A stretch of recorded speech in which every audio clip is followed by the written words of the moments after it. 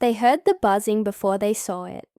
A low, angry hum that grew louder with every step. Out in the open bushland, under the blistering midday sun, something wasn't right. Birds had gone silent. The wind felt still, and a strange energy hung in the air. That's when the radio crackled. White kangaroo spotted, covered in bees. Repeat, covered in bees. It's not moving. Nobody spoke for a second. Then came the scrambling. Tools tossed into the truck. Hats pulled low, gloves on tight. They didn't need the full message. Out here in the dry scrublands of Western Australia, a situation like this was rare, bizarre even. A kangaroo, white as a ghost and rare as one too, under attack by a swarm of wild bush bees. It sounded almost unbelievable, but the source was reliable. Old Darren, a retired wildlife tracker, had phoned it in. He'd seen a lot over the decades, but nothing like this. Never seen a roo like it. Darren had said, voice shaking. It's just sitting there, surrounded. Bees crawling all over it. It's not fighting. It's not running. I think it's given up. By the time the team arrived, the sun was casting long, golden shadows over the grass. The truck bounced hard over uneven dirt tracks, kicking up clouds of red dust. Inside, the mood was tense. Alex, the team's field lead, stared out the window in silence. He'd seen animal attacks, storm rescues, even a crocodile pulled from a flooded backyard. But this felt different. In the back seat, Maya adjusted the straps on the medkit. She wasn't just their wildlife vet. She was their heart, steady hands, and calm words when things got rough. Next to her, Jay scrolled through his field notes and bee behavior patterns, hoping to find something, anything, that might explain what they were walking into. We're not just rescuing a kangaroo, Alex finally said. We're dealing with a rare animal under threat and possibly an unstable hive. The bees hit Alex like a wave. He dropped to the ground, arms up over his head, trying not to panic. They weren't stinging, at least not yet, but they were swarming him, clouding his vision, crawling across his jacket, his neck, his ears.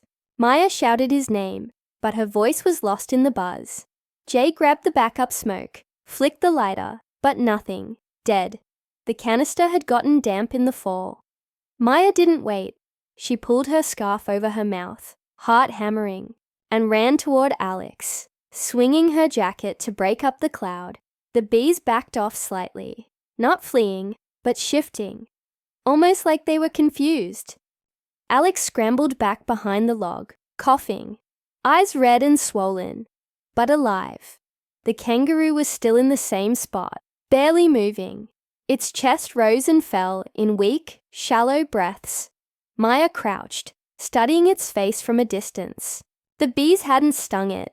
There were no welts, no swelling. They were just holding it there, surrounding it, guarding something. We're missing something, Maya said quietly. This isn't just a swarm. This is organized, defensive. Jay finally got through to their support team on the radio. We need backup. Thermal drone if you've got it. Something's under that kangaroo. The reply crackled back.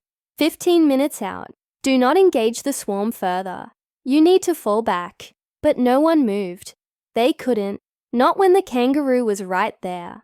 Not when something stranger was happening by the second. Backs. Behind the line, Darren, who had insisted on tagging along against protocol, stood watching, face pale. I told you, he muttered. I saw it, the way it moved. The bees weren't chasing it. It led them here.